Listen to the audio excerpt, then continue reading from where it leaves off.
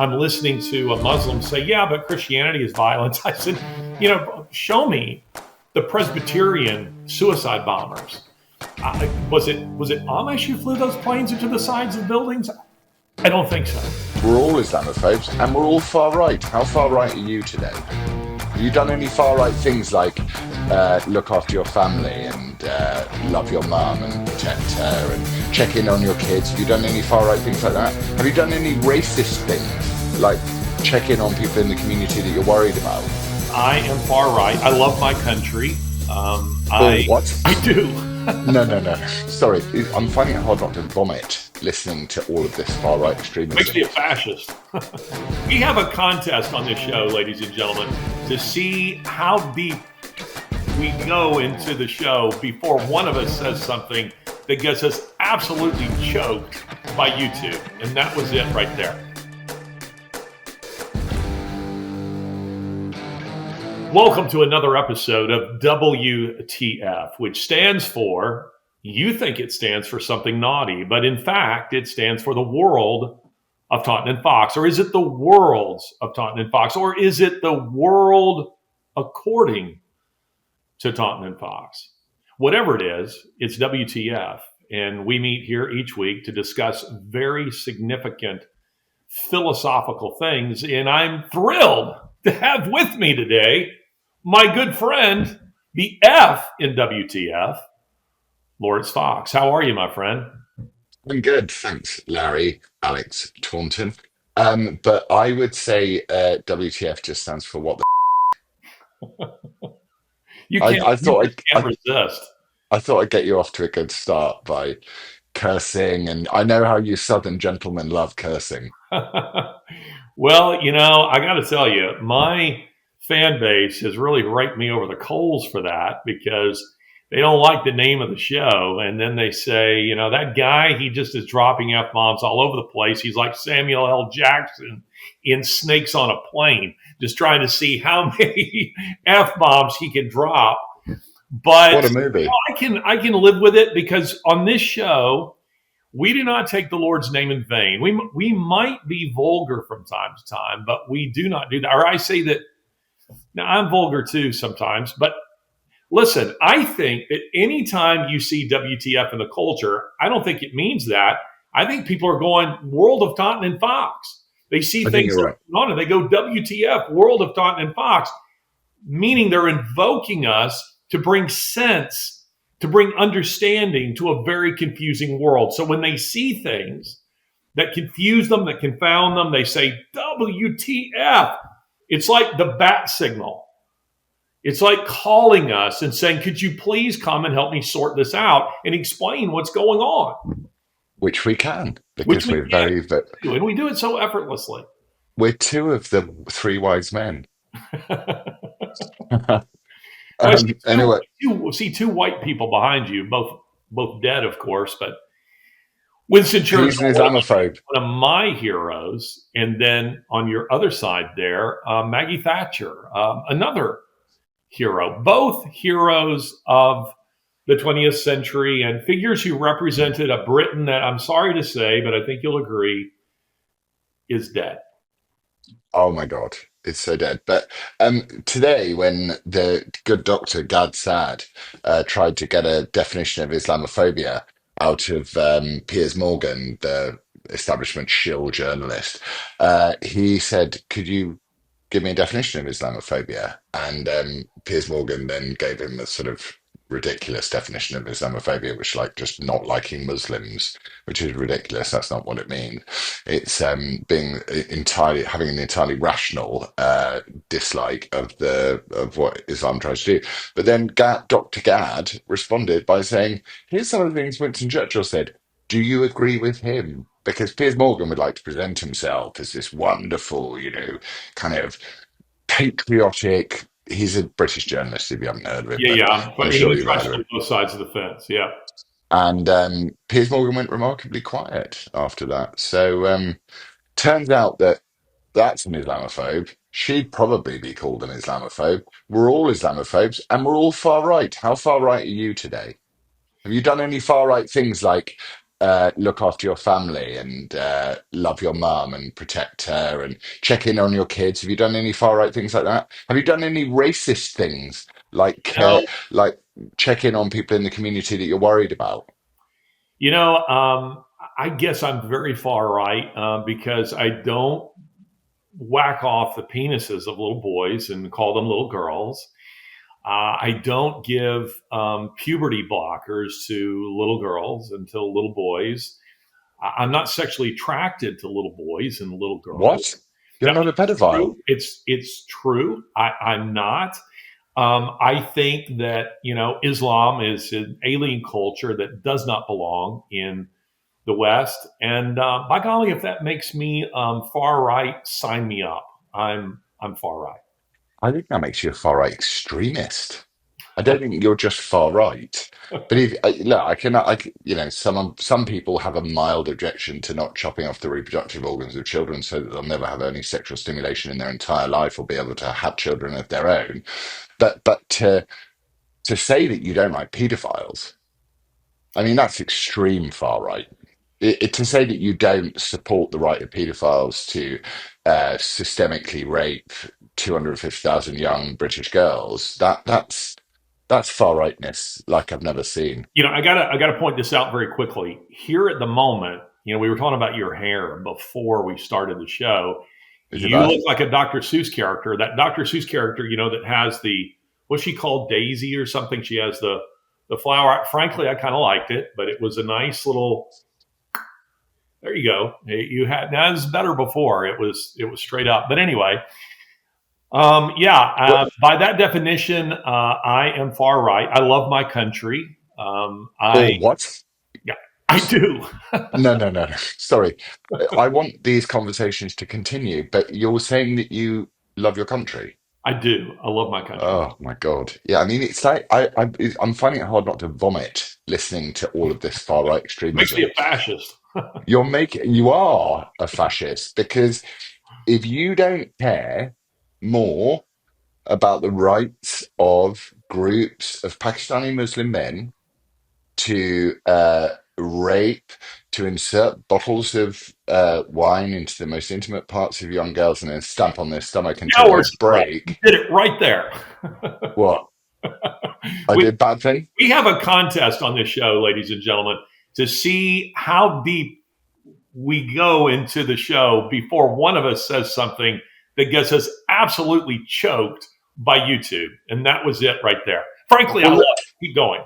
but it's true. It is true. So It's I've been reading these cases this week, and I wanted to ask you before we get into it, and let's get into it. But let's just check in on Team Taunton. How are you? Because I feel like I haven't seen you in a while, and it's we too haven't had our long. usual like weekly catch up. Like long hour long phone conversation where we check in on each other. And I just wanted to see how you were. Well, I appreciate you asking. I'm sorry yesterday you called and I couldn't answer. I was in the midst of a meeting and I had a lot going on. At the moment, it's been a very blessed and good time. During the the holidays, plural. That's not me not wanting to say Christmas. I'm referring to Thanksgiving and Christmas and New Year's. We celebrate all those pretty big You're time. just trying to roll back on the far right extremism. That's what you're trying to There do. we are, and we celebrate all those in a big way. In my family, I've thoroughly enjoyed our kids, our grandkids. It's been a lot of fun. I enjoy watching them enjoy Christmas and their families and friends. And so, from that perspective, it's been lovely. As you know, my mother had a stroke a few months ago, and she's been living with us ever since. And that's had its ups and downs. It's had its humorous moments as well. My mom is Stubborn old girl. yeah, she's got some pluck, and that's been interesting because I'm now finding myself in sort of uncharted territory for me because as I think I've told you, my father was living at home, when he died, so I didn't navigate any of this at the time. And then when, in concerning inheritance and all that, my mother was, of course, still alive. So I wasn't involved in any of that. And any discussions regarding his parents or her parents, my grandparents. I wasn't a part of any of that. So we've been navigating this, Lori and I chiefly, where my mom is concerned, figuring a lot of things out as we go. And she's making some progress. But this past week, she had a fall that was pretty traumatizing to her, not physically, but emotionally. It was kind of hard, and I really felt for her because it was upsetting to her, the feeling of helplessness. And fortunately, we kind of keep a baby monitor where when she's in what we call Jack, you've stayed in there, and that room, and I heard her cry out, and I was there immediately. But I'm thinking through, what that's like, going through that process of feeling very helpless. And fortunately, she didn't hurt herself. She hadn't hit her head or broken a bone or anything like that. She has a bruise on one of her arms, but it was very, very upsetting for her, and something of a setback. And where I just find myself just reassuring her, "It's okay, Mom. I'm here. I'm here. We're going to look after you." But anyway, all that is just by way of saying that this is the process of life, and I'm learning a lot as I go through this, and I'm seeking, the Lord to give me wisdom as how to best navigate it and what that looks like. And yet, on the other hand, I'm parenting is hard work, as you know, and it's fun to be at a stage in life where our children are grown, they're now all married, they're all productive, they're all happy, and I get to sit back and enjoy kind of the fruits of our labor. They're not perfect human beings by any stretch of the imagination. They're sinful like the rest of us, but they're successful and thriving. And now I get to take their kids, who are very small. We have 3 grandchildren. We have 2 on the way, and I get to spoil them and hand them back. And I got to say, that's a lot of fun. You're not there yet, but it'll come where you just give them all kinds of sugar and get them, amped up in a sugar high. And then you say, "Here." So, so It's that's so been fun. funny that We've been enjoying that. How about you? What's going on with you and Lizzie? we're good. We have we sort of went into a kind of winter coma for the period between Christmas and New Year because, one does. But it reminds me you talking about your mum. And I want actually us to joke and laugh about this because I think you have to about life. My mum, not long before she passed, she had a fall. And when I say a fall, it was the mother of all Hmm. falls. So she was a nurse, my mum, and nurses in Britain used to wear, now they wear trainers because they're probably better, but they used to wear these little T-bar shoes, not T-bar shoes, but the little loafers with, she wore those shoes. That's what she wore when she worked, and that's what she wore her whole life. And as she got older, she had some heart problems and she got edema. So I remember just seeing her feet. She'd try and wedge them into these shoes, and we would just say to her, "Please wear something different because they're leather soled as well. They're slippy." Anyway, she falls down the stairs, like bounce, bounce, bounce, bounce, bounce down the stairs, and Ugh. gashes the top of her head, like clean open. And a head And wound my bleeds terribly. and it was spurting Ugh. blood. And my dad is like, "I don't know what to do." My mum was a very stoic person, so she was like, "Oh, stop complaining, it'll be fine." And the thing that I found miraculous about it was even though she was not hugely a long way from the end of her life, I think 6 months or so afterwards, she passed on. It healed beautifully. And I just thought, what an amazing thing about the human body that even at the end of your life, the healing, it just, they stitched it up and they put her back together and she bruised and all that stuff. The bruises actually took longer to make than this thing. And when she did finally pass away, you couldn't even see the scar. She had such delicate skin that she'd had her whole life. And I thought, isn't that great? I found it very comforting, actually, because I thought that even when and my dad has been ill with the China virus, let's get cancelled again. My dad's been ill with the China virus, and they gave him a bunch of antibiotics. And the whenever I've taken antibiotics, I feel very depressed, very depressed, actually. To the point where almost don't want to take antibiotics if I've got a bacterial infection. I don't want to do it because they really have a profound effect on my head. I don't know why. I think it's probably because they clean out some stuff from your guts that you need to whatever. Anyway, I said to him before Christmas, he was really worried about not being able to make Christmas because he was feeling rotten for a month nearly. And he said the worst part is I feel really depressed. And Hmm. I said, well, that'll be the antibiotics. And you need to, now that the infection's gone, stop taking them. And he stopped taking them. And Lizzie sent over some potions and he was back to good. But what was interesting was his reluctance to take the potion. So she just sent over this thing called black seed oil. I still don't know what it means or what it does. She suggested that mushroom for Judith. And, she just said, you take a spoonful of this, and one of the kids is ill at the moment, and she's concocting herbal things and putting it now. So he started taking that, and he got better. But it was so interesting to hear that he was so happy to take the antibiotics, but he was really wary of taking a sort of herbal remedy.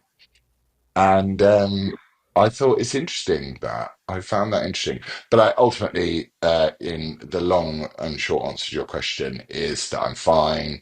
My far right extremism has been really playing up. And it's really been playing up actually this week. So I'm just trying to keep a handle on it. And it's a new year, and I'm trying to do things like I do in the new year, which is sort of most normal people just take for granted, which is like exercise a lot and try not to drink Guinness at lunch, that sort of thing. Well, and you're about to do Megyn Kelly, so Well, that no, she's ill. She's out the she's wrong she's way. not she's not well. She's just You're cancelled on you're you're us. about to be on her show. We're meant to be on her show, but she's just said that she's not feeling well. I Ah, think she works very hard, Megan. So what she does is she does the live part of the show, and then because her show now is extended out to about an hour and 40, what she does is she records the supplementary segments afterwards. gotcha. And I think she's just run down. So we're not going to do it this week, today. We might do it later in the week. So we'll see. Well, you So get I'm through it. actually glad because my whole little tech thing is not working, so I'm staring at an iPhone sideways. Anyway, in talking about far right extremism, Elon decides over Christmas to jump into British politics I in a saw way which is so effective. And it makes me think. I'm interested to know what you think about this, and I don't want to get too deep because I'd rather take the piss out of you because it's more fun. But I don't want to get too deep. But has something happened in the world whereby the fact that communication is now person to person, minus with all the censorship and stuff that you referred to, but the fact that you can transfer information directly from one person to another person, and Elon is doing that on a mega scale. that. Has Yeah. that changed the media landscape forever? And is that destroyed and killed woke? I think it's killed woke. Zuckerberg has come out today and said he's going to bring in community notes or whatever they're called on X. He's going to do that to Facebook. Are we witnessing the end of woke? That's what I want to know. Well, I think social media created woke and social media destroyed woke. I think that social media has the ability now to, we used to say, historically, that the ideas in Europe didn't hit our shores. There was about a 50-year lag. So the ideas of Friedrich Nietzsche in the 19th century really didn't settle into American universities until the 1930s and 40s. Now, it's so quick, and those ideas can be bad ideas. Those ideas, can be good ideas. How do you? Maybe this is a slight deviation for what we're talking about, because I do want to talk about what's going on with these rape gangs and the issues that are going on there. But I do not like that Musk, who I've spoken very favorably of in a lot of ways. I don't consider Musk to be a conservative. I consider him to be anti woke, which is different. And he's definitely anti woke. He's waged war on woke, which I really appreciate. But he's basically created a social credit system on X now. He's unrolled that, and your visibility on Twitter will now be affected by the positivity of your tweets. And I hate that. I absolutely hate it. I mean, censorship is censorship, regardless of who's doing it. And all censorship is about ass kissing. It's always about pleasing the censors, whoever they are, be they woke or not. And I just think your tweets should be your tweets, and that they get visibility based on your audience and whether they like them or retweet them. So yeah, I've sort of vaguely followed this that he's saying that, but I read it in a slightly different way, Hmm. which was that um, it was what was the exact language he used? He used something like unsatisfied engagement or something. It was Yeah, something, and I'll look for it here, but yeah. yeah, that is correct. And I actually sort of agree with him because I remember the first time. And it was passed around my boarding school that I went to when I was at school, a snuff movie. It was a video, it was a VHS of like firing squads and people dying. So That's it was Faces of Death. Faces of Death. That was That what it thing was was called. a cult. Kids were watching that stuff. I remember that. Yeah, and it came, sure enough, a copy of Faces of Death made it into our school. And I remember, and I was old when it did. I wasn't like a really, I was old enough is what I'm saying. I wasn't 13. I was like 18 when I saw it, 17, 18. And I just thought, wow, this is the most horrendous thing I've ever seen in my life. Now, Twitter is, or X, or whatever it's called, is you can't go through your own timeline. I don't even follow these accounts and I'm getting Faces of Death every Yeah, day. that's YouTube now. I'll see one of those, and it. So I think that if someone wants to say something good and something positive, that and algorithms are algorithms, you have to tweak them in one direction or another. I would think tweak positive. If you have to tweak in some way, that's the algorithm. Uh, what? Here it is. Here's what he tweeted. I think this is what you're referring to. Elon Musk. Algorithm tweak coming soon to promote more information, entertainment content. We will publish the changes to X. Our goal is to maximize unregretted user seconds. Too much negativity is being pushed that technically grows user time, but not unregretted user time. I'm not even quite sure what he's saying there, but he clearly what they're doing is they're going to reward, thus amplify what they deem to be positive content. You post, a picture you've painted, Or you versus, post the verse from the Bible. well, would they consider that positive or negative? Well, who knows? You'd have to. The algorithm is open source, so you'll be able to know. So if it says do not fear, do not be afraid, that's positive, right? There's an Instagram account called Jesus Real Hope, which I follow every day, and it's nice because it gives you a few verses every day, and I love it, and I enjoy it, and it's positive. It's not causing me any harm.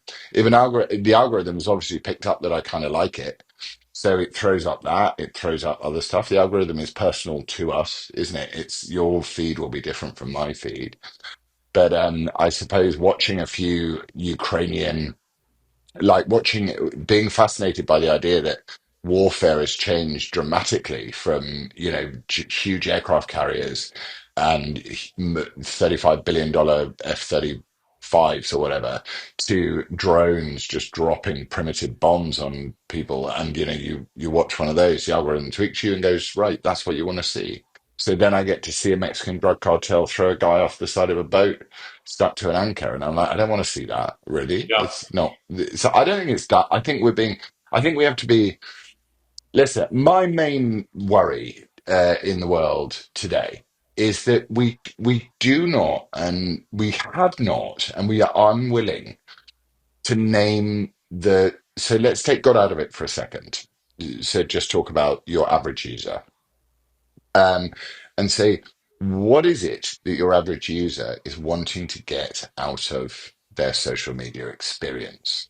That's, and my main worry is that we're forgetting that about what is the most important thing, which is we need to promote, which is what you're alluding to in your concern about what Musk is doing, is we need to promote the idea of free speech and anti-cancel culture stuff. That's the only way we destroy the woke movement, is by promoting free speech and promoting anything that's anti-cancel culture. So I suppose in Elon's head, he's probably said to himself, well, if we remove some of the drones dropping bombs on Russian people, that those don't get 7 million views. And we sort of tweak the algorithm to the point where, if it's a little bit more optimistic and hopeful, and it's pointing towards, more free speech, but not the free speech going, I want to kill you, or look, here's a fascinating video of someone dying, then, I'm not hugely against it if it's open source, I suppose. I don't know. I haven't thought about it enough. You've got your disapproving face on.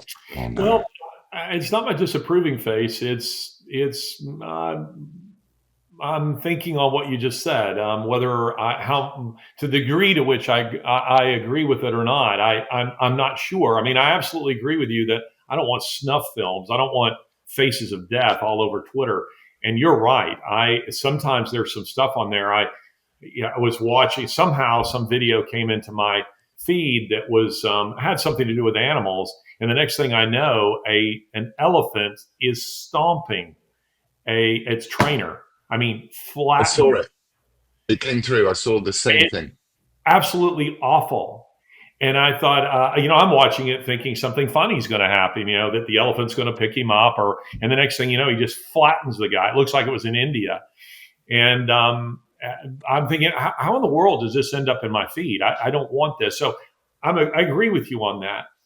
On the other hand, I was tweeting about Islam in Nigeria, and the next thing I know, it's absolutely suppressed, and it's me speaking from personal experience of violence in Africa, what Muslims are doing in Africa, the absolute slaughter of Christians throughout North Africa, and Twitter is like, nope, we're flagging that and suppressing it so that you couldn't see the content. I'm not in favor of that. So, you know, I'm not exactly sure exactly what that looks like, but I don't like the idea that if you're tweeting, let's say I guess I'm thinking of it more politically. So if you tweet, and we both know you have definitely been targeted by your own government for your tweets. If you tweet that you think, you know what, I think Rotherham was really an awful thing, and that rape gangs are a terrible thing, and these people should be, I think you tweeted this, should be castrated without anesthetic and deported. I don't think that should be suppressed. I don't think it is In suppressed. fact, I feel positive about your negative tweet. It's not a negative tweet. It's a really positive tweet. It's exactly. And so, It's very happy. you It's know, like, what chop the balls off. It made no difference with my dogs. I mean, my dogs have had their balls off, but they don't know they've had their balls off. And trust me, one of the dogs has been in season. It's been an absolute horror fest. But I would say that Musk is not he's not a stupid guy. Well, I suppose the deeper issue that we're talking about is the fact that we are now entering the cyborg age in a really serious way. So it's not just the fact that, that's AI. yeah, but everyone's algorithm is tweaked to them. So one of the other things that appears on my Instagram feed, and I'm very rarely on Instagram. I'm on Instagram probably 3 minutes in a day, and I occasionally see something and I pling it into my story, and that's me done. But on my Instagram feed, all I get is those ED meds. crazy what? ED meds. Yeah, I get I Advertisement. get planes landing, which I'm obsessed with. I get fly fishing, which I'm obsessed with. I get natural disasters, which I am obsessed with. Like, I'm interested in like that sort of thing. And I get like a lot of fishing stuff and I get a lot of God stuff. And that algorithm is uniquely tweaked to me. Yeah, but that's not censorship. Musk has called himself, and I quote, more than once, a free speech absolutist. You may recall him even saying it, a free speech absolutist. And what I think this is about, and I'd love to say that this is my own idea, but somebody suggested this when I complained, about where I think Musk is going. Is someone said this is about advertisers, and I've thought about it, and I thought they're absolutely correct. Musk is trying to entice advertisers to come back, and I think that Linda Yaccarino, who is basically his what is she?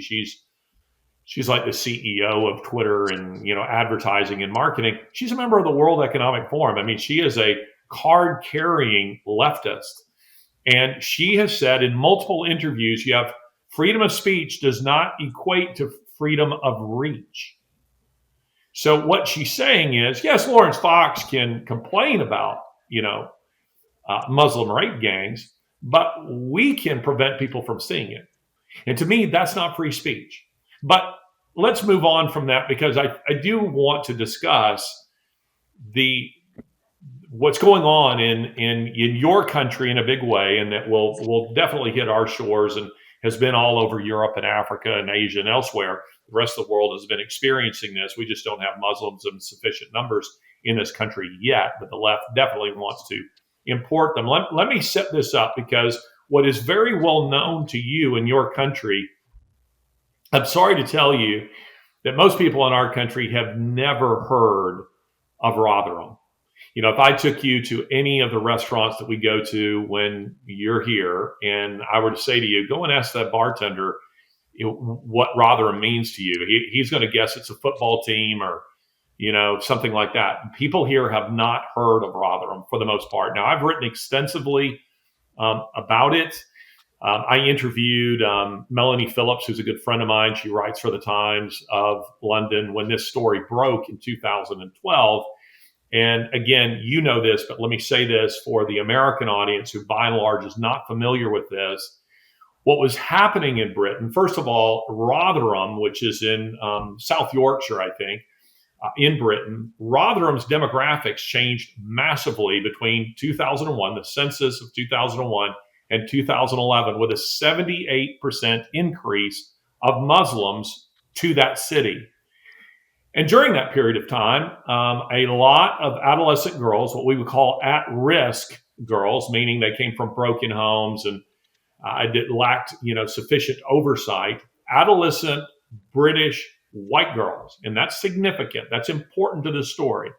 Adolescent British white girls were, to quote the Times of London, being raped on an industrial scale. They were being moved around the country with the assistance of, when we talk about rape gangs, it's important people understand we're not talking about Crips and Bloods. What we're talking about is organized crime, which is really the best way to put it, is that this is a massive operation that involved Muslim police, Muslim restaurant owners, Muslim taxi drivers, and individuals who are involved in moving these girls, not just around the country from city to city to sell them to old men primarily, but even from country to country. And what was initially reported, and it was a woman by the name of Jane Senior, she was a social worker in Rotherham, that she was noticing a pattern among girls who were reporting this. Some of them were brave enough to report it. Now, a lot of these girls were taken out into the countryside. One in particular says gasoline was poured over her head, and her Muslim rapist held a lighter and said, "Do you know what will happen to you if you tell anyone about this?" But she had the courage to still report it. And a lot of these girls did report it to their teachers, to social workers, to police, and they were again and again told, "Go away. You're a problem. You just need to understand this is part of their culture," and this kind of thing. Jane Senior took her files that she had on this and she gave them to the Times of London. And in 2012, they reported this. But editors at the time said you can't call them, you know, they were almost exclusively Pakistani and some Afghan Muslims. The Times thought it would be more PC to call them Asians. Well, understandably, that was far more racist because the Sikhs, the Chinese, various others said, whoa, whoa, whoa, don't smear us with this. These are Pakistani and Afghan Muslims who are doing this. And some people would say Islam has nothing to do with this. Islam is absolutely central to the story. And that is because, um, according to Islam, you can do these things to non Muslim girls. And according to Islam, women are less than men, and non Muslim women are less than dogs. So you can do whatever you want to them. So what was initially reported were a few hundred, and then the number became 1,400. And then by 2019, the independent British media outlet reported that as many as 19,000 British girls. Now we're talking about 250,000 girls who were drugged, raped, and the way this happened is they bring these girls into a home, and guys slap down 50 euros or 100 euros or whatever, and they get to go in and rape the girl. And the girl is herself filmed, and she's told this is going to go on social media, sent to your parents, whatever. If you ever whisper a word of this, almost no one has been prosecuted. So that's kind of the backstory for Americans who don't know what's going on because our media doesn't talk about it. And by the way, it's not just Rotherham. We now know it's all over the country, all over Europe. Laurence? Yeah, I mean, they've now exposed 50 towns where this is, and it's still taking place as well. Weirdly, it does tie into your previous point, which is freedom of speech doesn't equal freedom of reach, because these were vulnerable girls, working class girls, mostly white British girls. And this has been the national secret for, I mean, it's not even a secret, an open secret for decades. And so I've been reading through some of the transcripts of some of the court cases, and I just, the level of depravity is beyond. I keep, I've had to stop calling them these monsters animals because animals are not that cruel. They're just not. Quoting the So, Quran while they're raping the girls. yeah. And I mean, I can't, I don't even want to repeat some of the horrors that have gone on. What is so disgusting about this is that the pressure, and we're paying for this in the United Kingdom, and more you will find that you pay for it in America through zakat. We're paying to be abused, and we're paying to give away our country. But these girls stood up, the brave ones. I mean, yeah, I don't want to go into stories; it's too much. But it took Elon Musk. Well, we all knew it. And interestingly, here's a little aside for you. When I went on Question Time in this month, I think it was the 20th of January, 2020, is when I went on Question Time. So it's nearly 5 years ago. My first point was about rape gangs, That's not interesting. boo to a goose. But when I said that Meghan Markle was a boring slag, well, I didn't say she was a boring slag. I said she was a bit of a boring person, and people weren't racist. They just thought she was a bit of a People here don't know moany. what a slag is. Maybe you want to offer some definition. Well, just like someone who, hmm, let's put it in the kindest possible way, A hussy. possibly a gold digger. Anyway, and I said, I caveated a lot of what I said to say, I'm empathetic towards the struggle, but it's not the reason people are not drawn to her in England is not because of racism. It's because she's a, sanctimonious little girl who no one wants, shush, you've got a lovely life. And I also know how she got to Prince Harry and all that stuff. So I knew this because I worked in show business. And it was boo to a goose on the rape gangs, boo to a goose. But then the minute I mentioned Meghan Markle, the whole thing, my whole life changed that day. And I thought how interesting it is that in this period that we have been obsessed with race and chopping off children's genitals and or and the endless woke Marxist horrible vibe that's been going in this country. No one cared, and now you're getting a thing in the country where Elon Musk has made it a global story, and it's become a national shame. So our country is currently going through national shame, and you're witnessing in our country those that are still saying, "What about diversity? What about Muslims?"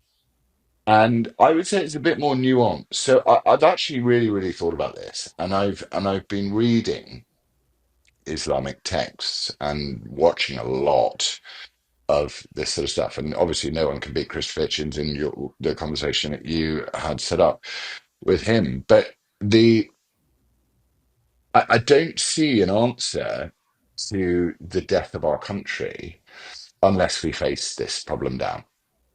Now, I would also say that the way that we can face this problem down is we can say that there are nominal Muslims. There are people that just say, I'm a Muslim. They don't read the Quran, they don't follow, they don't care, they're not interested. They just, they're Muslims. That, I have relatives in my family who are like that.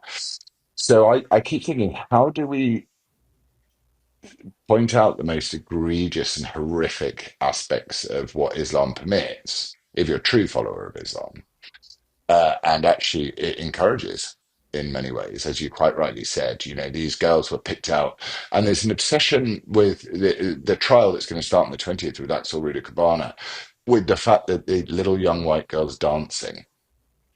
And then the crossover between that and the boys who have to dance for Muslim men in these very backward, medieval, and depraved societies that are being dragged into our country. Well, listen, Muhammad, let me just add this very quickly. Pardon me, Lawrence. Muhammad, according to Islamic scholars, married his favorite wife, Aisha, at 6 and consummated the marriage when she was 9.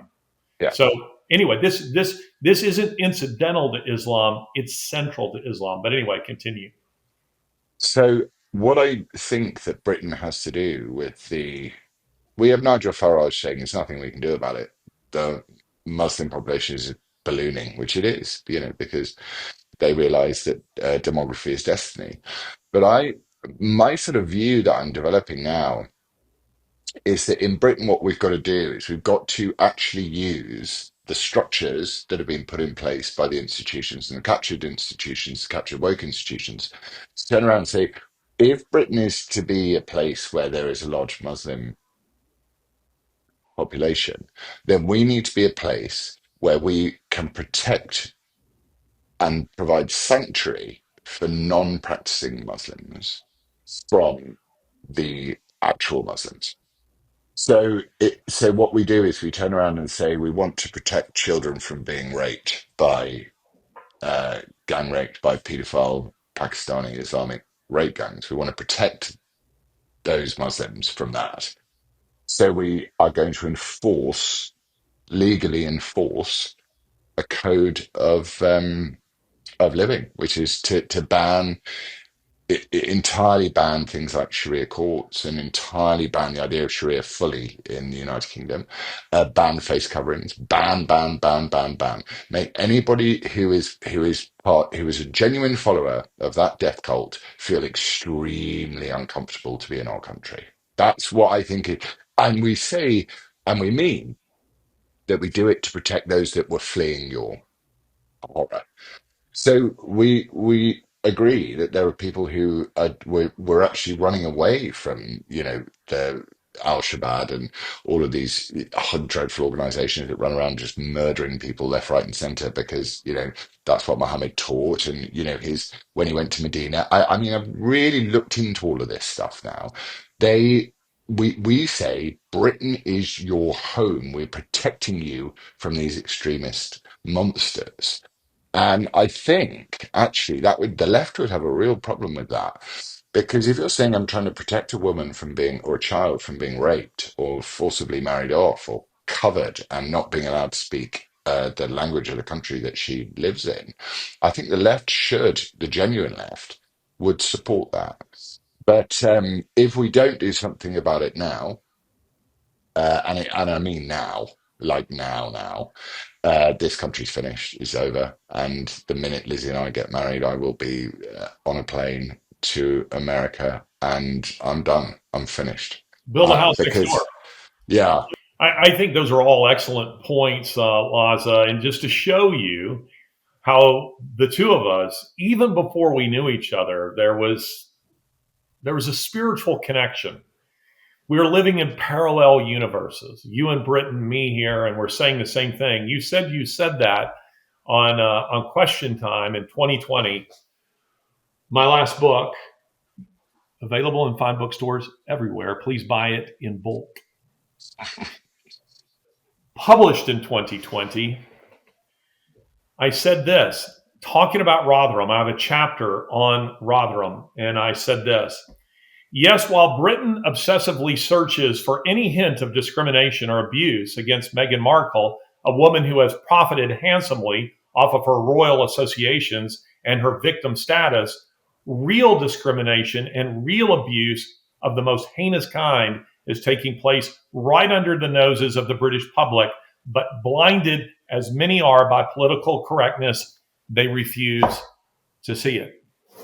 So we wow. were both pointing that out. And of course, Me Too has nothing to say about the raping of British girls because it doesn't fit the narrative.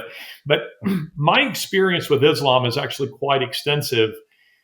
I'm debating, one very prominent Muslim on Al Jazeera before an audience of 270 million. Al Jazeera, you would know this, Americans don't really know this. Al Jazeera has virtually no presence in the United States, but Al Jazeera Arabic and Al Jazeera English are massive. And every AK-47 wielding terrorist in the world saw me in that debate in which I took the gloves off. As I'm listening to a Muslim say, yeah, but Christianity is violent. I said, show me the Presbyterian suicide bombers. Was it Amish who flew those planes into the sides of buildings? I don't think so. And he brings up the Crusades. And I said, I think we have a little problem of chronology here. Muslims invaded Europe almost 400 years before the First Crusade. So please don't bother me with that. Those are things that we really don't hear. But I'm going to take a harder line even than you took. I mean, you tweet pretty bare knuckled yourself, and yet here I am going to say to you, be more bare knuckled.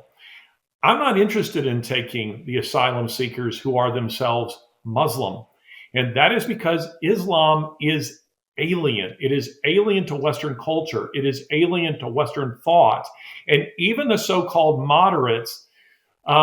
I remember after Charlie Hebdo, BBC published a poll that they celebrated. Their headline was like, oh, such great news. It said, the headline read something to the effect of, the majority of British Muslims are not in favor of the use of violence. But then when you went to look at the poll, it said that 27% of British Muslims were sympathetic to the Charlie Hebdo terrorist attacks. Now, let's think about that for just a second. Let us suppose a poll was taken that said that 27% of Christians were sympathetic with abortion clinic bombings. We would never hear the end of it. It would be 1 in 4 evangelicals are potential terrorists in our midst. 1 in 4 British Muslims thought Charlie Hebdo, yeah, I get it. I'm okay with that. That's a problem. You are importing, and what I see throughout the third world, Laurence, is take a country like, say, Nigeria, but you could take any country that is, slowly Islamicized. Usually the Muslims themselves are initially fairly what we would call moderates. They don't take the Quran seriously. They don't read the Hadith. They don't model their lives after Muhammad as they're supposed to do. And as one Muslim who I met with in secret, I shall not name him and I shall not name the country that he's from, but he was the son of a very high-ranking government official. He became a Christian through an online Bible study with the woman who is now his wife. And his father, according to the dictates of Islam, had to kill him. And he thinks his father really wasn't trying to kill him, but wanted to save face, took shots at him as he was running from the house and, hit the doorposts. And he was able to escape the country, but he's in a massive embarrassment to that country because he is the son of a very prominent government official and he lives in hiding. And I was invited to meet with him. And one of the things he said, Laurence, that I thought was really quite interesting was he said most Muslims know the Quran is violent. They know the Hadith is violent. They know that the life of Muhammad, that they're supposed to model themselves after the way you and I are supposed to model ourselves after Jesus Christ. And so they don't want to read it. They don't want to be near it because they don't want to feel like bad Muslims. And so those Muslims that you and I know, I will soon be in a Muslim country, and I have a number of Muslim friends there, and they're people who aren't really seriously Muslim. But what happens is, and pardon my use of the word missionary, but they're like Muslim missionaries that are funded out of the Middle East, say like Saudi Arabia.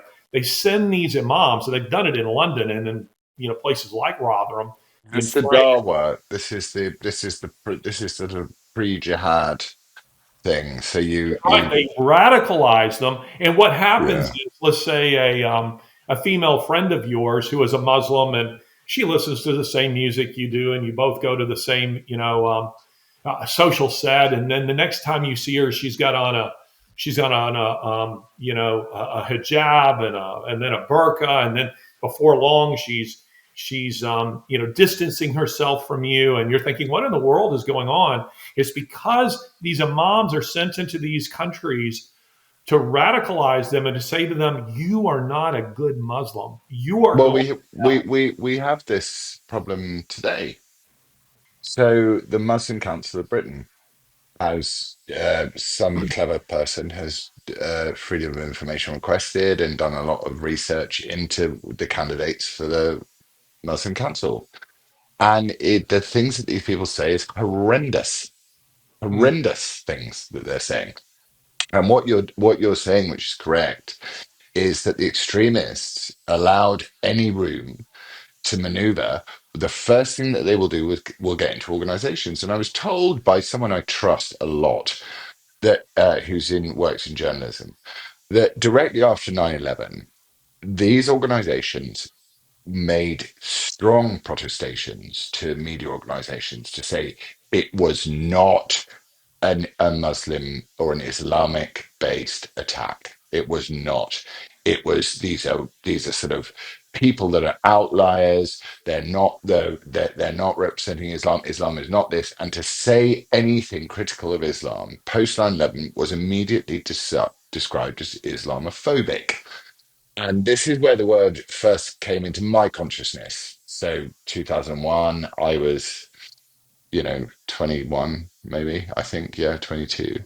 And it really came into my consciousness. I was like, oh, this Islamophobic word. And for the ensuing 23 years, I've had to sit there and listen to people use this laughable and bullshit term.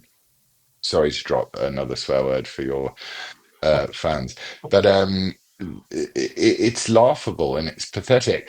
But I think my point still stands, which is that what we want to do is we got to a businessman who I invited to a seminar with someone who is good on Islam said to me, Islam is a Ponzi scheme.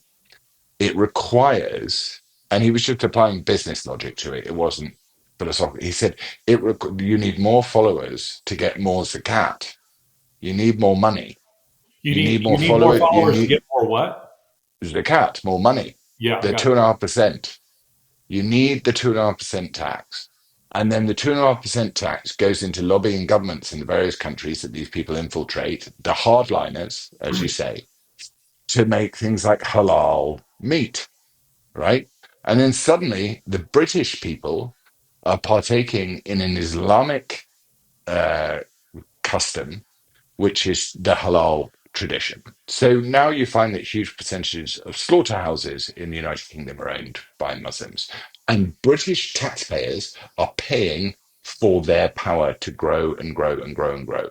And then you break it down. See, the difficulty that I have and I really have this difficulty, and it's getting worse all the time, is when things are so illogical and so wrong, where a statement will be made to say we need more Muslim representation in Parliament. Exactly your point about, if 1 in 4 Christians, evangelical Christians, were pro bombing abortion facilities, is that we, for any other religion, if you go, we need more Muslim representation in Parliament, it's like, why? It's not like we need more Sikh representation, Jewish representation, Christian Yeah. representation. But so it creates in your mind a sense of illogicality. Is that a word? I don't know, but I That like. is that is so profound that it's almost impossible to think clearly.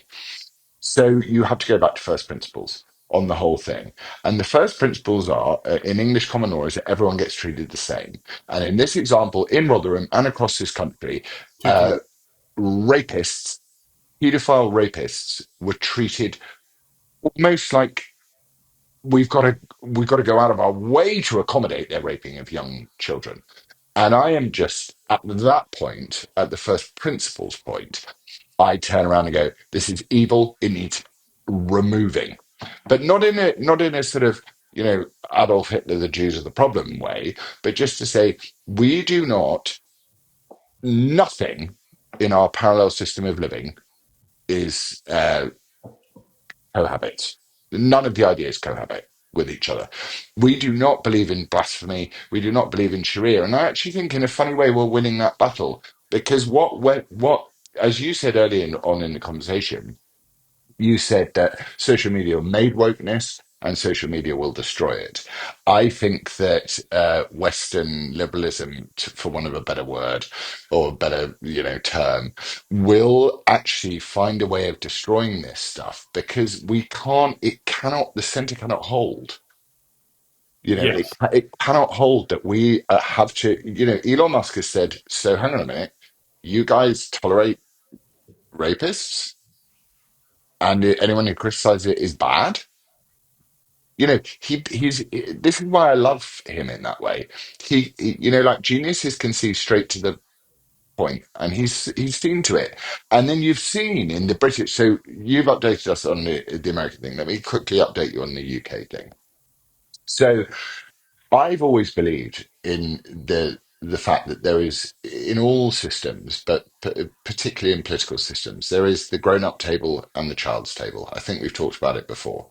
Yeah. That I am at the child's table. I go, no, no, no, no, this is crap. I don't like this.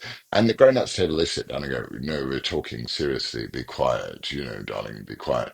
But actually, what we've found now is that the grown-ups table is either having to defend paedophilia and rape in the most egregious manner, or it has to listen to the child's table who says, but that's wrong, daddy.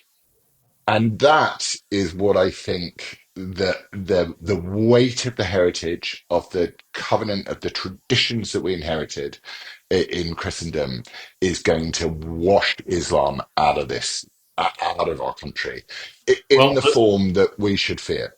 what you're saying is absolutely true, Lawrence. And something that a lot of people don't understand about Islam is how Christians, or let's just say non-Muslims, are treated in Islamic countries, or even countries that aren't technically Islamic states. They're Muslim majority countries. So, for instance, Turkey. I'll soon be in Egypt. And one of the things that I want to show you in Egypt and in Cairo, if you're able to come, is I'm going to show you how Christians are treated there. I will take you to a place that is referred to as Garbage City. This is, you see, the Christians are not allowed to participate in the economy at all. And so, for centuries, since the Muslim invasion in what I think the 12th century of Egypt, the Christians that we refer to as Coptic Christians, that's just simply a way of saying, Egyptian Christians, they're not allowed to participate in the economy. So what they've become is garbage collectors generationally. They go around the city, the Zabaleen, as they are referred to, they are the garbage collectors. And I will take you to Garbage City and I will show you how those people live and what's going. They're like the sand people, they live on the outskirts of civilization. they're also remarkable. They're amazing people. But I will show you how they're treated. And years ago, I think this was maybe 2010 or so, CNN International, which you know is based in London, called me and said, "Hey, would you be willing to debate free speech with a Muslim?" And I said, yeah, I would love to do that. And really, the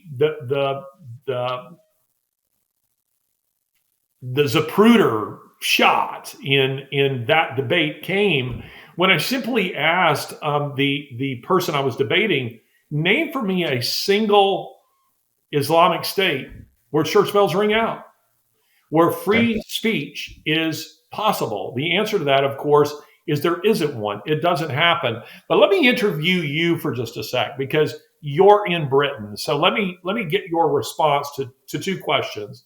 Here's the first one. What do you think the left, because it's chiefly the left that is engineering this. I talked about Rotherham, and that between 2001, the census in 2001 in Rotherham, and 2011, there was a 78% increase of Muslims into that city. And that's reflected around the country by and large. Maybe not as high. In some places it's higher, some places it's lower.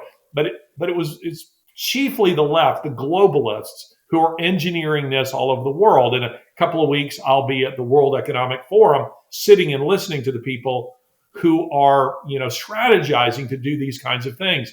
What do you think the left's goal is in bringing Muslims in? They're not Muslims. I mean, the globalists themselves, they are secularists to their core. So what do you think the Keir Starmers of the world, the George Soroses of the world, the Klaus Schwabs of the world, what do you think they hope to achieve by bringing in mass numbers of Muslims? I think there's two things. I don't agree with you on the fact that socialism or communism or global communism is not a religion. I think it is. I think it has all the hallmarks of a I religion. accept that. So, and then the second thing would be to say that I think that the secularists, one of the big disadvantages that the secularists have in life is that they think they're smarter than everybody else because they've worked out that God doesn't exist. So the Muslims, even though they worship a death cult, they have more understanding of the way the world works than a secularist does. That, to me, I would put a Muslim ahead of an I would agree atheist. with that too. So And the secularists have I, killed more people. yeah, and I think that they would think the World Economic Forum would think that they're using the Muslims to get somewhere, whereas I think the Muslims are sitting there going, I think you're right. and you were talking about this trash city, and I was reading a lot about jizya. Is that the right Yeah, pronunciation? it's paying the tax. In Islam, non-believers have three choices: convert, pay a tax, or die.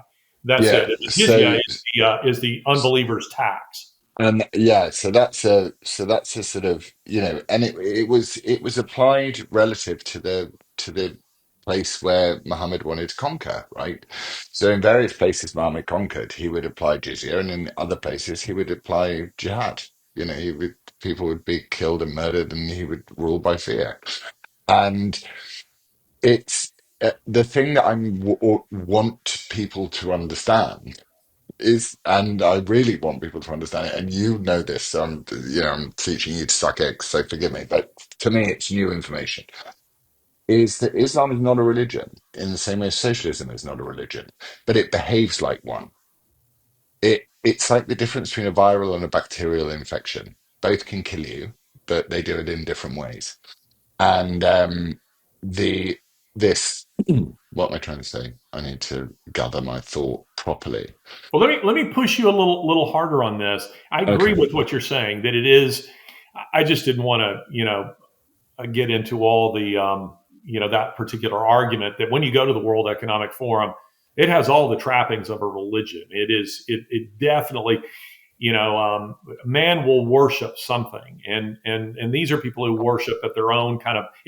Honestly, globalism is neo-paganism, is really what it is. It's neo-paganism. But let me push you a little harder on my question. What is it that these kinds of globalists, I mean, Keir Starmer knows that girls are being raped. He does know this. He does know that the vast majority of terrorist attacks are engineered by Muslims. He knows this. So, what is a guy like that? What's going on in his head that he thinks, yes, but we still need to keep importing these people? Do they think that in the end, that secularism will win out over these people and that they'll eventually, what are they just using them as a sledgehammer against the existing social and religious paradigm, which has its basis in Christianity? Again, two things. I think Keir Starmer thinks you can't make an omelette without breaking a few eggs. And if Okay. that happens to be 250,000 young English white girls raped by paedophilic Islamic, So they don't care about people. they don't care about people. And the second thing is to say that I think that they think, socialists think, genuinely think, and they don't have the theism that Muslims have, even though I don't agree with the Muslim theism. They, and I don't think anyone who's actually looked into Islam would ever think that Islam is a theistic thing, but they have that sense of the divine and the outside. You know, if life is that horseshoe like this, and the place where faith fits is the gap that we can't quite make the circle of. At least Muslims have that.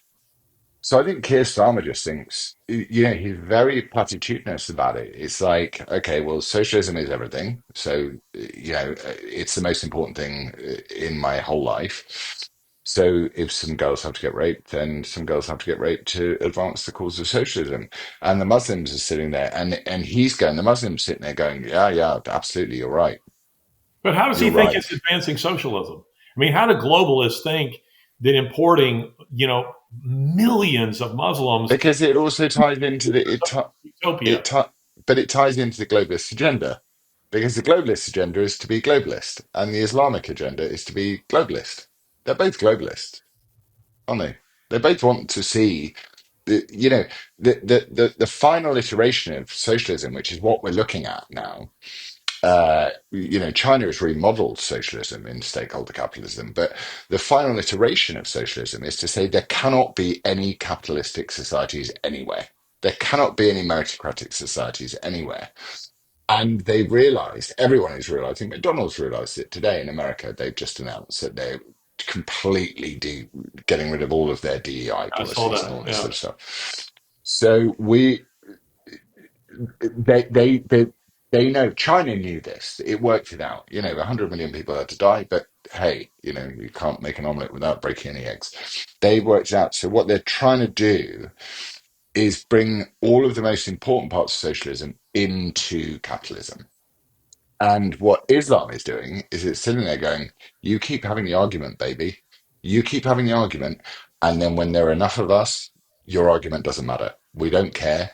And that's what I was trying to say earlier in the conversation, which is like, if you flip the conversation on its head and turn it backwards. And instead of us criticizing these so-called moderate Muslims who never attack the who never condemn the people that commit these atrocities, that what the West should do and what capitalism should do is it should modify itself in the same way as socialism has, which is it should reform and it should turn around and go, okay, we're going to provide you a sanctuary city where you cannot make these non-Muslims Muslims. You cannot bring your imam in here and tell them this. We will not have mosques here. You will assimilate or you will leave. And the only political movement that has actually managed to succeed in this way is Trump, because Trump is not a politician. He's just turned around and said, this is un-American. He went back to the first principle. He just went, this is not American. In the same way, I was so encouraged when I saw like Miss America, or I was watching something, From that Alabama.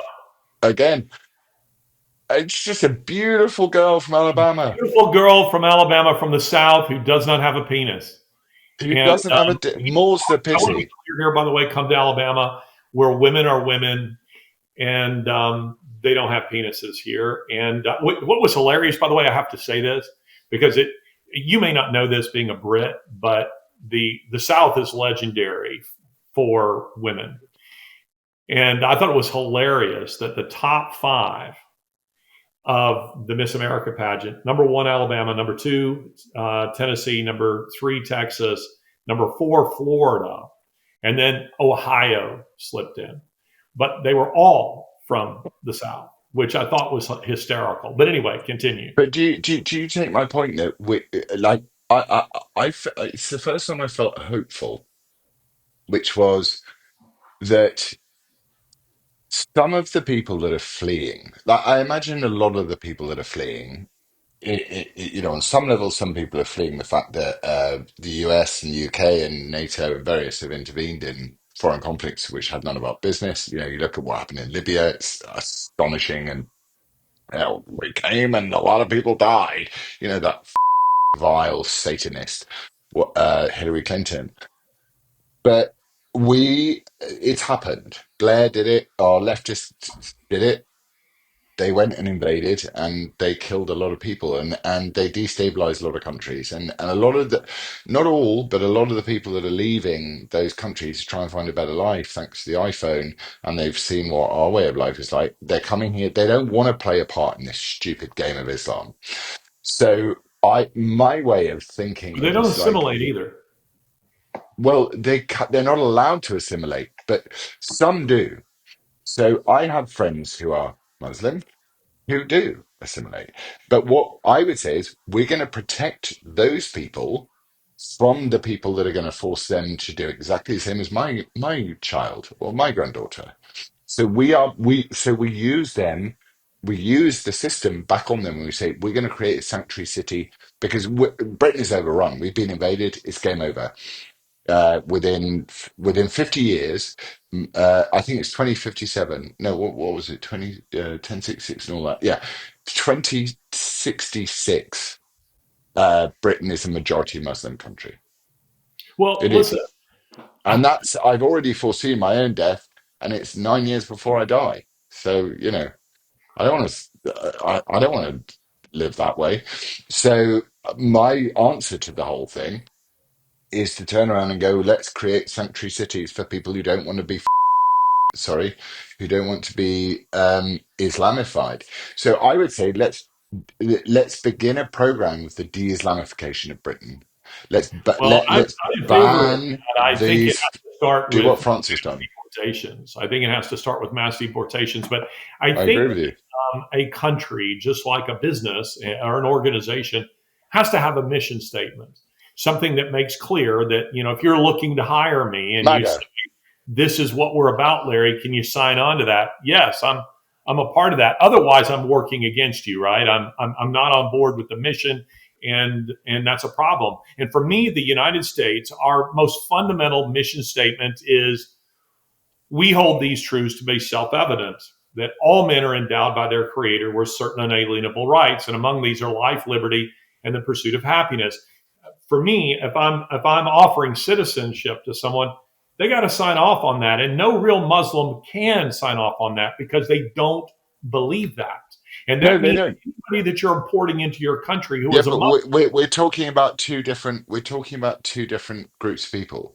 Well, no, well, You're talking about you're. Hang on. I don't like arguing with you, but we're talking about two different cohorts of people.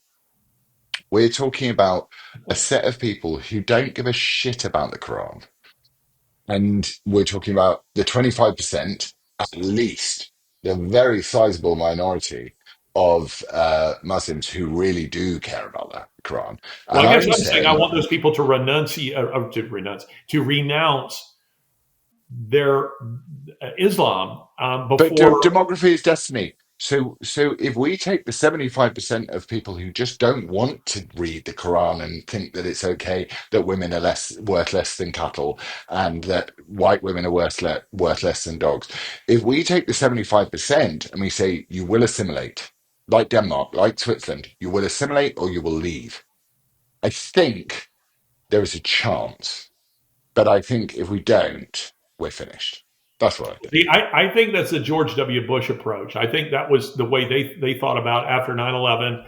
We want to come out and say that Islam is a religion of peace, that the vast majority of the I'm world's not Muslims. saying it's a religion of peace. No, I know you didn't say that part, but want to come out and say most are peaceful and do not condone this act. And yet, worldwide polls show that in many countries, a majority did, or at least a No, we minority actively enforce it. I'm not saying that. You're misunderstanding me. I'm saying actively encourage those people to say, we will provide a protection from you for you from the Islamists, so that the Imam can't come in and tell you you're a terrible Muslim, did. Yeah. so that you, the 75%, can sit there it involves mass deportations, it does. It involves forced assimilation, it does. If you don't like our culture, leave. You can quite easily like pick out the wheat from the chaff. What is the wheat from the chaff of the parable? What is all of that? It's too deep. But I think most of these people and the Muslims that I know in my actual direct family, they hate this shit. They hate it, and they want to be as far away from it as possible. Well, then And begin with renouncing. Let's sort of say it again: renouncing Islam and converting to Christianity. I mean, so if you provide really them with a sanctuary city where they can do that, or a well, sanctuary state where you okay, can go, I reject Islam. But then you got the problem with Islam because Islam's clever. It's already thought this one through as well, where it's permissible to in lie. Islam to lie. Yes, It never says in the scriptures lie. It never says in the Bible lie. It I think doesn't it's say somewhere in it the Ten because Commandments that says something to the effect of about bearing false witness. So but yes, you absolutely. can't. The whole point of lying is it's wrong. And anyone who has lied, all children lie. And every child, when I was a child, I went through a big phase of lying. I would lie for no reason. So it's human nature to lie. But to say lying is okay, that's wrong, right? Well, let me So, answer my own question. The question I okay. put to you. Let me offer you my theory as to what I think globalists, WEFers, World Economic Forum types, what the left is doing with this, and see how you react to this. See if you agree with me. I think that what they're doing, first of all, secularists, because they don't believe in God. I mean, their ideology is fundamentally atheistic. Now, that doesn't mean every leftist is an atheist, but those who are sitting at the top, those who are calling the shots, they're not even debating the existence of God anymore. They just assume there isn't one, Well, and no, because of, I disagree with you again. well, They hold do on. believe in God. You're not allowed to react to me until I finish my argument. So you stay Okay. put right there, young man, All and you right, smoke sir. yourself a cigarette while I. But my theory goes something like this. I don't think that as secularists, I don't think they have a theology of evil. What they believe is that there are just some bad people. And those people are just broken, either by genetics or a bad upbringing. And so every leftist in history has always believed they could separate out bad people from good people, and it leads to, genocides. Hitler believed this, Stalin believed this. These are all people who they think like this. George Bernard Shaw, believed this when asked after a tour of Stalinist Russia, he was asked by the British media, but isn't Stalin killing a lot of people? And he said, yeah, but he's killing the right people. So, I mean, this is their view. They think there are good people. They think there are bad people. And you just have to wipe out the bad people. And then you're left with, but of course, the biblical argument is that we all have the capacity to be quite evil. And that's because we have a theology of evil. So my thinking is that because, A, they don't have a theology of evil, they don't understand Islam. Because if you're a secularist, there's almost nothing worth dying for. And right away, they don't understand Islam or even Christianity for that matter, because I don't know if you remember this, but after 9/11, the narrative from legacy media was these people are crazy, and I don't think they're lying in saying that. I think it's because from their point of view, only a whack job would fly a plane into the side of a building. But as a Christian, I could immediately understand that anyone who truly believed that their salvation or even that of their family depended upon their willingness to die for Allah, it's a perfectly rational decision that they made in doing it, given their presuppositions about life and about the nature of God and his character and his desires. And leftists don't understand that. So that's one thing. The second is that they're using a Marxist tactic.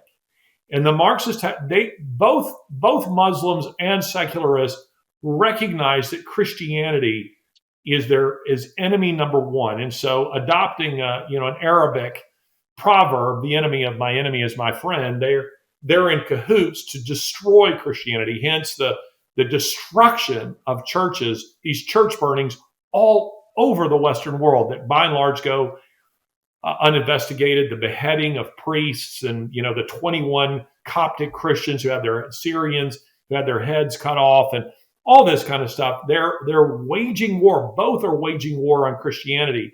And I think the secularists believe they can use Islam as their battering ram against Christianity, and that they in turn will defeat and subdue Islam. And I think you're 100% correct when you say the Muslims are sitting there and say, oh, yeah, we will breed you out of existence. Yeah, And that, 1400 years of it. We've had 1400 years of Islam doing the same thing. They turn up, they cry victim, and they ask for special privilege. And it's like off. Sorry to swear again, but it's like it's been repeated over and over and well, what do you over think of my again. theory? You said at the beginning. I think your theory is exactly right, but I think that I don't agree with you on the fact that there is anything. I don't think secularists exist. I think if you're a secularist, you're a Satanist. So you're essentially acknowledging you're looking to the full panoply of human understanding, and you're using that as the place to build a belief system from. And I And don't I agree think with that. They don't believe I in God. I don't think that I think but I genuinely believe that when we were told that man is fallen, and I know I'm very dishonest in many ways, but I'm honest enough to know that I'm fallen. And I've seen yours. You've seen mine. yeah, so I don't think secularists believe in secularism. I think they believe in Satanism.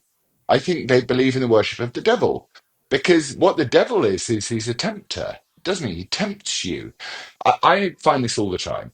So today, sorry, since Monday, I was like, okay, right, I'm gonna work out, I'm gonna walk, I'm gonna write, I'm gonna do this, I'm gonna do that, I'll go when we finish this conversation, I'll go to the pub and I will relax. And my life will have order to it. I want to go to But your pub sometime. the easiest way to dismantle order is someone say, why are you trying to impose order on yourself? Why are you doing that? And that's where Jordan Peterson is actually kind of good. Not that I want to bring him into the conversation, but it's like it's a very simple sort of shield against these evil little fuckers to turn around and go, I'm going to just try my hardest to look at the things that I'm better at, that I'm good at, and I'm going to focus on those. And I do that not in service of myself, sorry, not in service of an ideology. I do it in service of something different, something beyond my fallenness. So it's not even faith, but secularists to me, those committed secularists, atheists, anyone like that, to me, they are communing with the devil. That's what they're doing. And Well, and that's that's what I mean by it's neo-paganism. yeah. So well there you go. I don't know enough about paganism to know, but I think we, Well, it's earth like we worship. always do. It's earth worship. It's the worship of nature. It's the worship of self. And in it necessarily, I said this last week, and it bears repeating because it went off you like water off of a duck, because you were thinking for a moment on you were having deep thoughts, and you missed this one because this is a good one. So I'm going to repeat it, but I have to say that it's not mine. It's what Thomas Aquinas said, and that is that God made angels all spirit, no flesh. He made animals all flesh, no spirit. And he made man a composite of both flesh and spirit. And as such, man can ascend to the higher, to the spiritual, or he can descend to the lower, to the animal. And paganism always, and I think you'll agree with me in this, it always descends to the animal, which is where we find ourselves in this moral downward spiral of earth worship, of this belief that they can create a utopia, that human nature, and this is another thing that secularists believe, they believe they can fundamentally change human nature. Not only do they lack a theology of evil, they lack a theology, an understanding of human nature. So they always believe they can fundamentally change it. And they end up embracing the animal, the barbaric, which is, as we both know, child sacrifice, both the born and the unborn. That is their sacrament. They love killing children. They love it. And I Yeah. think what's next, see how you react to this. But No, it's what not. I It's think is next I is, think everything you said is right, but I now understand what you're talking about, which, to put in a sort of palatable and understandable way for my own head, is that it's you're capable of everything, but you have to, in order to understand that you're capable of everything, you have to understand the tension between good and evil. You have to understand that tension. If you don't understand the tension, if you don't acknowledge the tension, that one is trying to drag you down into the earth and the other one is trying to give you a glimpse of salvation. And, that's an interesting word that I would like to talk about one day. Maybe next week we can talk about.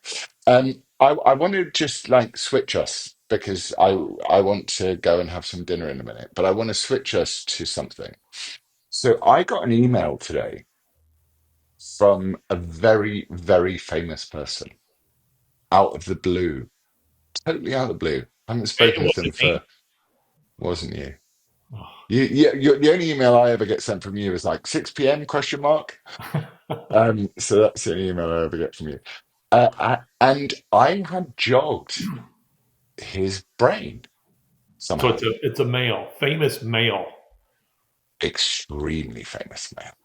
And he wanted to apologize for something he did to me, which wasn't actually that bad. So it wasn't even bad. I mean, I'd kind of forgotten. I'd remembered but forgotten. And he wanted to say sorry. And so he wrote me an email to say, I want to say sorry for how and I'd said something to him online because he'd done something that I thought was stupid. And I had said something to him online, just a little comment. And it wasn't not one of my brutal comments. And he wrote this thing and he said, and it was very heartfelt. It was really true. And I didn't know how to respond. And I responded and I said, isn't it amazing who God will put into your head at a certain time of day or a certain time or a certain moment, and you feel that you need to reach to that person and say something. And my response was, I'm so grateful that God does that.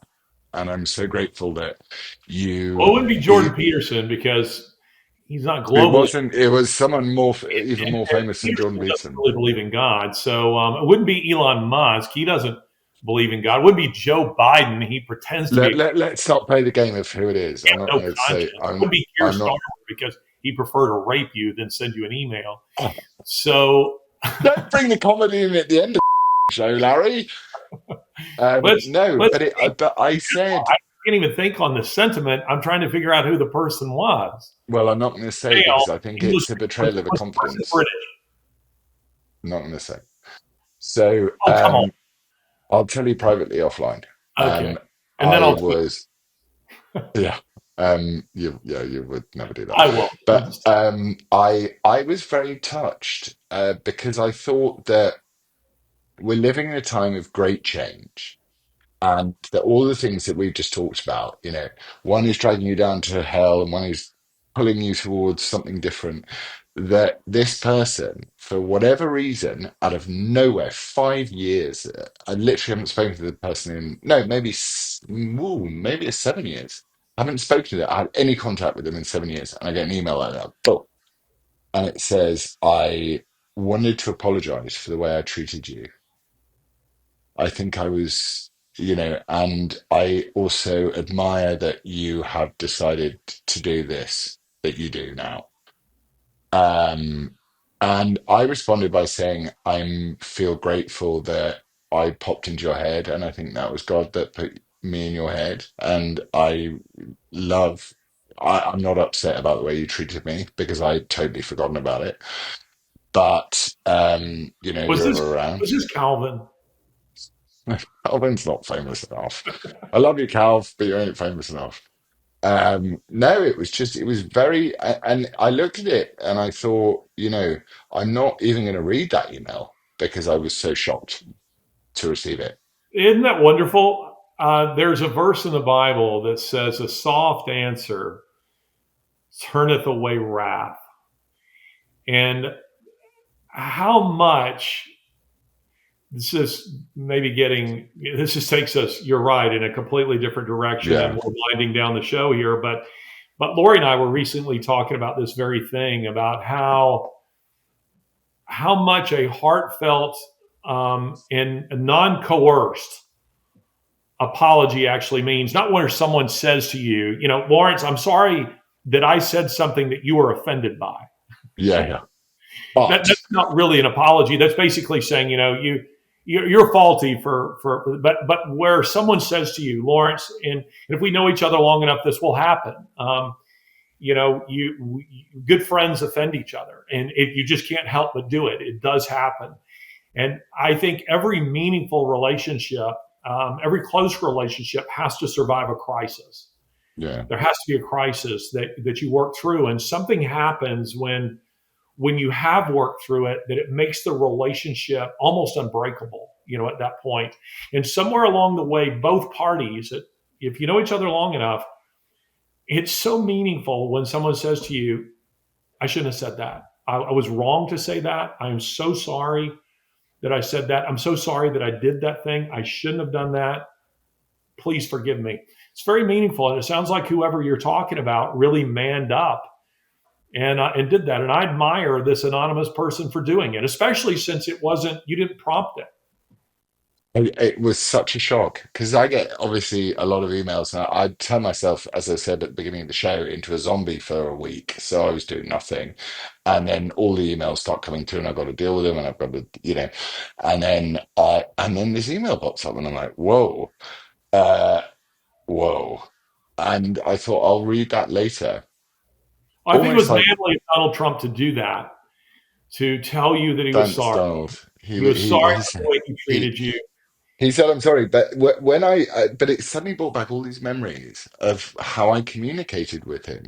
And one of the things he was saying was, I was very unfair to you in a certain situation. And I said, it's fine because in my response, I said, it's really good because something really good came out of it because some army veterans got paid a load of money out of it. So it was good. And Speaking I of which, don't, I have to say this. It's kind of funny as we close this episode. Lawrence's father, for Americans who might not know this, is a very well known and accomplished actor, and is also a Christian and a conservative. And he cracked me up because I was bouncing through some rural part of Mexico when I get a text from him asking me for Donald Trump's phone number, and I laughed out loud. That here I am. And I'm jostling about. On my way to La Bestia, the Beast, as it's called, this freight train where all the migrants sit on the top of it. And I was very flattered that your dad, James Fox, Jimmy Fox, thought that, I had Donald Trump's cell number, and that if I had it, I would just dole it out well, to whoever. But this is, he thinks my dad, I keep encouraging my dad to speak publicly about the things that he's wise about because he's so wise about them. But I it's agree so with that. interesting that actually Have him on the he show. he doesn't want to speak publicly. He wants to go to the source. He wants to go, hey, Donald, my name's James. This is what I think about that. And it's old school. honestly, he's probably, knowing my dad, he will have probably written a handwritten letter saying Donald Trump, Mar-a-Lago, and he will have done that because he gives a Oh, maybe shit. we can get him on an And episode of this and he chat with him. wouldn't be, he's uncomfortable in this format because he's an actor and I'm Maybe if I uncomfortable. ask him, if you ask my mom for something, you know how this goes in Yeah, relationship, I win with Judith for more than you and, do. and I'm more likely to probably get a result from your dad. It's just the way it goes. Yeah, But invite him on. this, I'd love it. I'd love a little I'm going to three-way text in him a. and ask him for Keir Starmer's cell number because I want to call him and tell him what a bastard I think he is. But Oh, that guy. this has Sorry, been another sorry. episode. This has been another episode of WTF. Whenever you see that, ladies and gentlemen, don't let your mind go in the gutter. Know that people around the world, that this podcast is internationally famous and acclaimed, and that people are just calling upon us, like with the bat signal. They're saying, I need Taunton and Fox to come in here and explain to me what's going on in the culture. And by the way, I want you to know this, and I'm saying this in all seriousness. This podcast, because of the things that we talk about, and my team keeps saying, stop referring to it as a podcast. It's not a podcast. It is a show. This is not just audio. This is video, and it's very well done in the editing of Lawrence's team, of my team.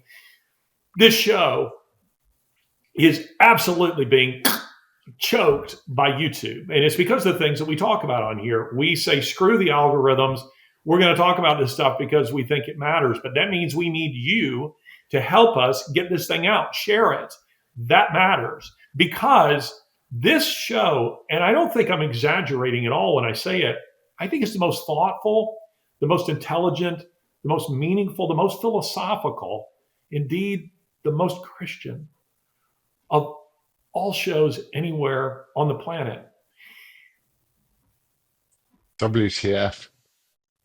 It's CFO. the well, what we should do is I know now I need to Just trying to close the show. You know, let me close um this. well, what we have to do is we have to like reject censorship platforms and we need to promote it on X. I know we don't get rich out of it, but we should promote it on X. YouTube, they're not going to love us. We No, get they don't. but we have a good audience on YouTube, We so got to start I'm happy with our audience on the YouTube. way. Lawrence is going to join me in Cairo. I'm making this decision for him right now. Thank you. And when he does, we're going to be shooting some film at Garbage City, at the pyramids, and a Oh yeah, variety we of. should do that. Oh well, I can do that. That I can do. I just need to go. I'm a man. I'm an old school guy when it comes to this sort of thing. My mum, I used to watch, and I mean this. This is heartfelt, so this isn't bullshit. My mum, when my dad went away for months on end to film, and I know it's only a week, but my mum, I used to go into their bedroom and I used to find her hoovering the curtains at 11 o'clock at night, and I used to say, "What are you doing?" And she was like, "I'm fine. Leave me alone." And if my father had taken her more often away with him when they were working, they were inseparable. Uh, I saw and I felt her suffering. And if you listen to a man whose wife has died, as I have with my dad, about the things he regrets, you will always put the person that you're with in front of everybody else. Well, and by all means do so. So I am in no way, shape, or form I'm just telling you very, otherwise. I'm just, But you yeah. and Lizzie, or however you guys go work Well, that out. she's so chilled. She'll just be like, "I don't give a shit. Go, babe."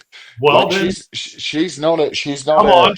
We'd love she's to not see. one of those people. Lori's going to be there too. So Lori would love to see Lizzie there. I'd love to see Lizzie there. Zachary and Nikki would love to see Lizzie there. Okay, Love guilt trip received. Uncle Guilt Lawrence trip needs to be there. received. And then we're going to put some of this content up on this show. But since it Yeah, was yeah, my we could do that. I mean, that is good. I'm up for that. well, then I'm super up for that. go and book it and stop talking about it. Go and stop wanking around here and go and get this done. Did you So, just cuss? You just talking about wanking. Your poor audience. I'm sorry, Larry's audience. He's you just know, like that. He's revealed the real him. Anyway, so from WTF City. This has been another episode of WTF with me, Larry Taunton, and him. Lawrence Fox. Why the wanky gay accent, you weirdo? Because Anyway, if we I'm love speaking you. to you, Bye. listen, I'm not a professional actor. Shut So up. I have to Say use my goodbye to the accent. people. Maybe sounds Say good. Irish. All right, calm down, dear. Say goodbye to our watchers. This has been an episode of WTF, and my name is Laurence Fox. My name is Larry Alex Taunton.